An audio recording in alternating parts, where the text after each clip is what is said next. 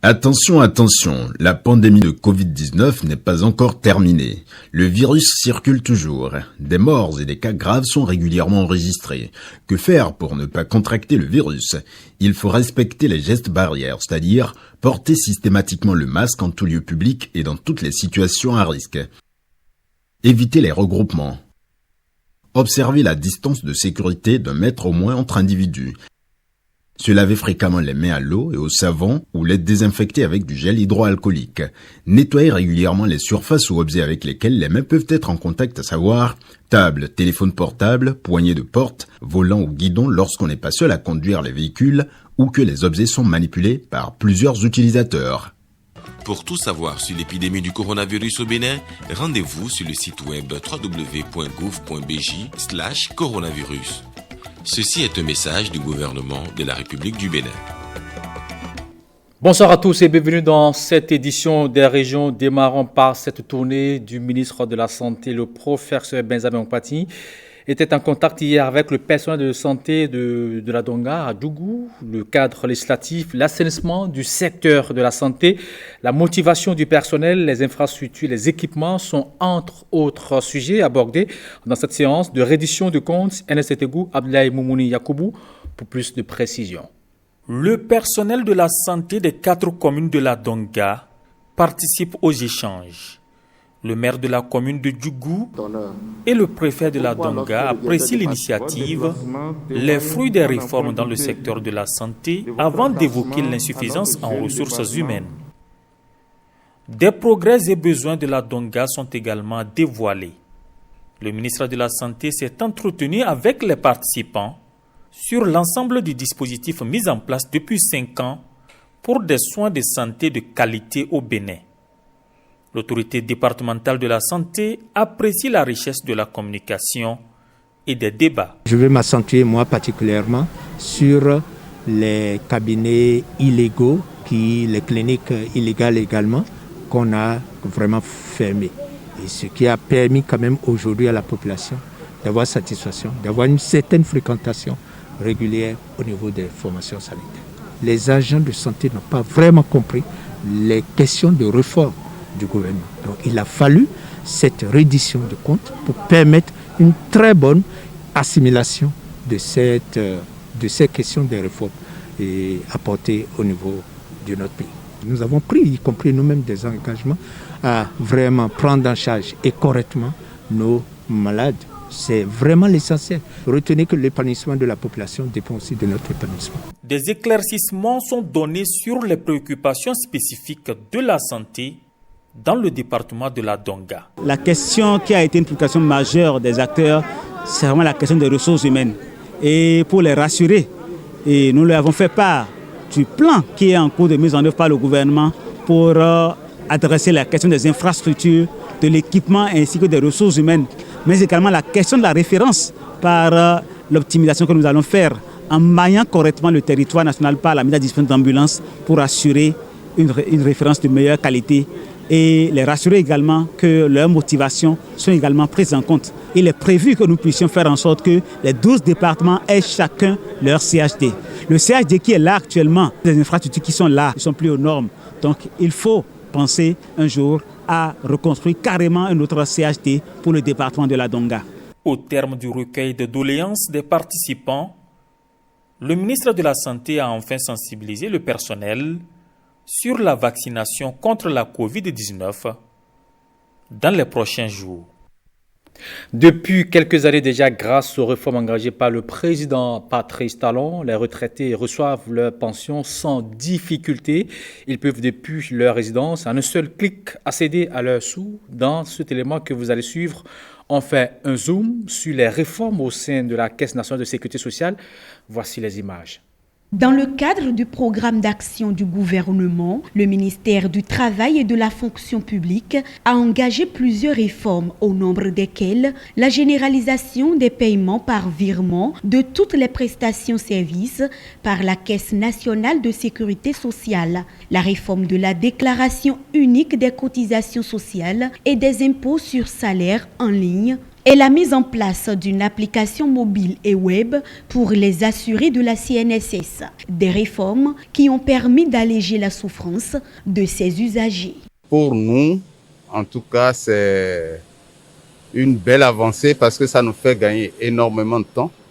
Et puis après, ça nous permet même de voir l'exactitude de nos déclarations, puisque les déclarations sont faites conjointement avec celles des impôts. L'autre réforme concerne le paiement des prestations. Et désormais, les prestations peuvent être payées par mobile money. Et ça aussi, ça change de toutes les tracasseries d'il y a quelques années où c'était des chèques, où c'était assez compliqué et complexe. Avec le bordereau, vous avez la possibilité maintenant pour l'allocataire de recevoir son allocation familiale directement via mobile money ou son compte bancaire. Ça évite les remises, c'est-à-dire je prends mon allocation familiale, je vous donne un pourboire. Toutes ces choses-là sont désormais bannies. Et je crois que c'est une réforme à louer. Et félicitations à la CNSS. La réorganisation du système d'archivage à travers l'adoption d'un document de politique d'archivage et l'exécution du projet d'archivage physique, les projets d'actualisation des comptes individuels des travailleurs gérés par la CNSS sur les 30 dernières années et ceux d'assainissement des comptes cotisants des employeurs, tous actuellement en cours, impactent déjà la vie des assurés. Concernant aussi les dossiers d'allocation familiale, ça ne prend pas aussi du temps.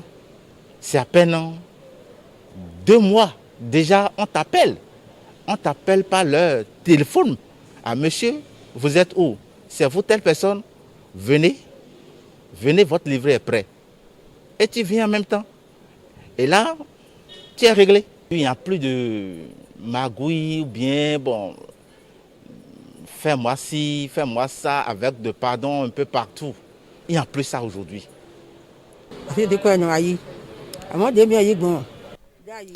Moi, je viens prendre mensuellement ma pension de veuvage. Avant, il y avait tellement de monde qu'il me fallait revenir le lendemain pour avoir gain de cause.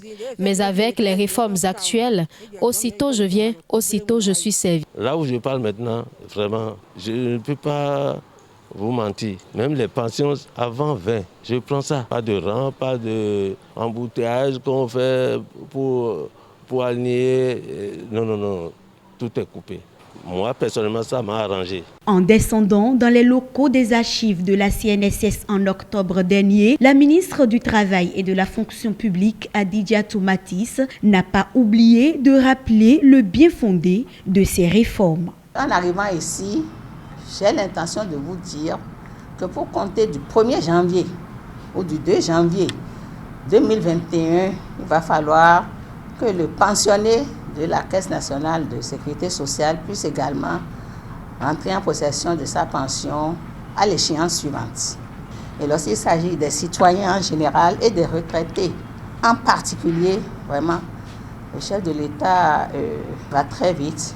Il prend en compte les souffrances des retraités et il souhaite que désormais ils puissent entrer aussitôt en possession de leur pension. Ces réformes engagées par la Caisse nationale de sécurité sociale visent ainsi donc à rendre crédible et performante cette institution et à mettre fin à plusieurs décennies de calvaire des travailleurs béninois.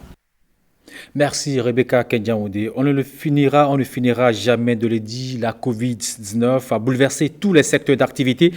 Les artistes chanteurs ont eu leur part de programmes arrêtés. Parmi eux, Honoré Blackmon, un chanteur béninois tradimoderne dont un grand spectacle était prévu pour le 25 mars 2020. Hélas, quelques jours avant le dit spectacle, l'interdiction de manifestations récréatives publiques est faite au Bénin, est interdite au Bénin bien sûr. Depuis comment vit le groupe Sacrifice dont Blackmon est le chef.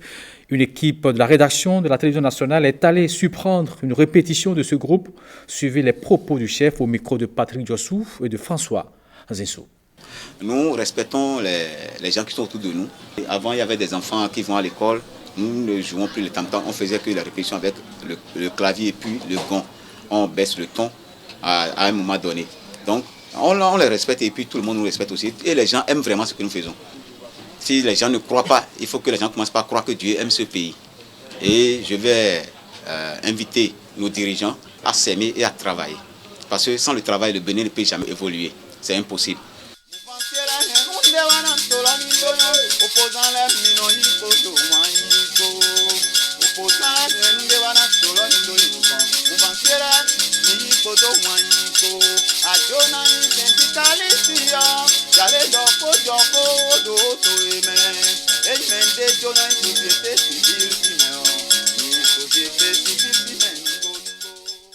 Notre chanson tout à l'heure, ça disait que l'opposant aime le mouvancier et que le mouvancier aussi aime l'opposant. Parce que nous sommes tous les fils du Bénin. Donc il n'y a pas de différence entre nous. Ceux-là qui sont nés au nord n'ont pas demandé de naître au nord. Ceux qui sont nés au sud n'ont pas demandé de naître au sud, ni ceux du centre. Donc c'est Dieu qui l'a voulu ainsi, et pour sa gloire. Mais nous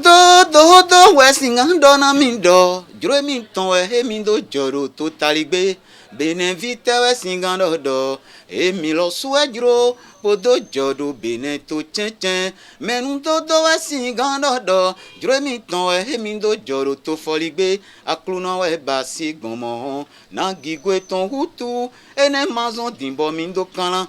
Donc que chaque Béninois soit conscient de ce qu'il est béninois. Et nous n'avons pas d'autre territoire. C'est le Bénin.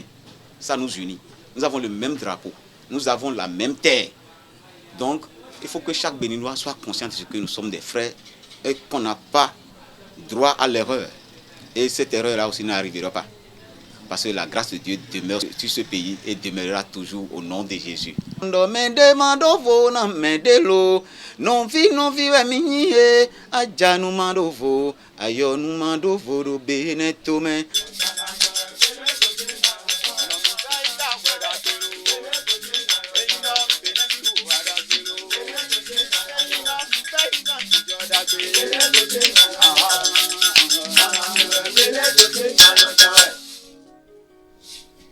C'était l'artiste chanteur Honoré Blackmon, très belle voix, très beau message. La première édition du tournoi de football inter-université privé de Parakou s'est achevée sur le sacre des AE. À la finale, cette université bat son homologue des Koussonou 1-0. C'est un pari gagné par le jeune leader politique Kadiri Bata Gandé du parti le Bloc républicain soutenu par le maire Inoussa Chabizime et son adjoint Charles Tokor. Voici le compte rendu signé Kilo Gounoussero et Judicaël Ayena. Les étudiants de Parakou s'engagent contre le chômage avec le soutien du Bloc républicain. En toile de fond, un championnat interuniversitaire de football. C'est pour manifester leur adhésion au projet du président Talon de professionnaliser l'enseignement supérieur. Devant Inoussa Chabizime, Charles Tokor et ses partisans du Bloc républicain, tous admiratifs des talents footballistiques des deux équipes finalistes, Esae remporte le trophée devant les Koussonou 1-0. Je suis heureux, je suis sans mots. Vraiment, c'est une belle initiative, c'est une initiative louable. Je remercie assez M. Bata qui a organisé ce tournoi. D'entrée, il faut remercier l'organisateur, il a fait beaucoup pour nous et on remercie Dieu du fait qu'on a commencé sain et sauf et jusqu'à présent il n'y a pas eu d'incident. Et concernant le match, comme tout le monde le sait, une finale, ça se joue, ça se gagne, il y a un perdant, il y a un gagnant. Nous sommes des perdants aujourd'hui, on reconnaît être perdant et puis ça passe.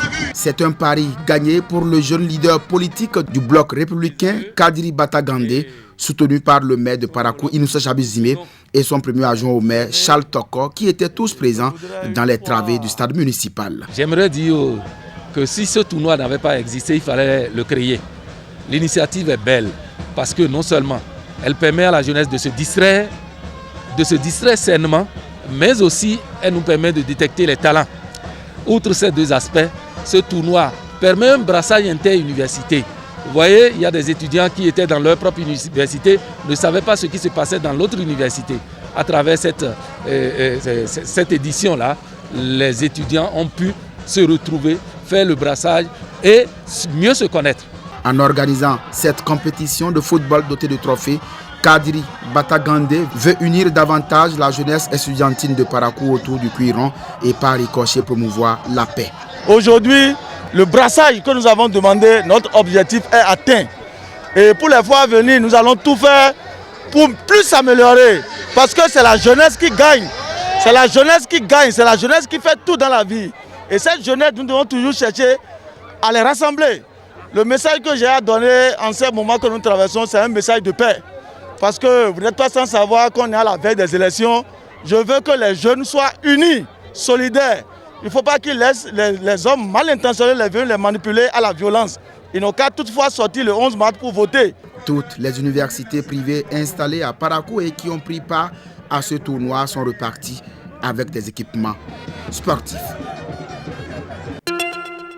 Béninoises, Béninois, la Covid-19 tue lorsque les cas positifs ne sont pas diagnostiqués à temps. Pour éviter d'en être victime, le dépistage précoce est la solution. Il est indispensable d'aller en consultation dès l'apparition du moindre symptôme. Pour rappel, les signes courants qui font penser à la Covid-19 peuvent être la fièvre, la perte du goût ou de l'odorat, l'éternuement, l'écoulement nasal, la toux, l'irritation de la gorge, les difficultés respiratoires, etc. Dès l'apparition de l'un quelconque de ces signes ou de plusieurs à la fois, rendez-vous immédiatement dans l'un des centres de dépistage ouverts sur toute l'étendue du territoire national ou dans un centre de santé ou appelez le numéro vert 136. Pour tout savoir sur l'épidémie du coronavirus au Bénin, rendez-vous sur le site web www.gouv.bj/coronavirus. Ceci est un message du gouvernement de la République du Bénin. C'est sur ce rappel des gestes barrières contre la Covid-19 que nous bouclons cette édition des régions. Retrouvez à 20h Prévé Noutéou et puis à 23h30 Rachida Bemama. Bonsoir chez vous. D'ici là, portez-vous bien.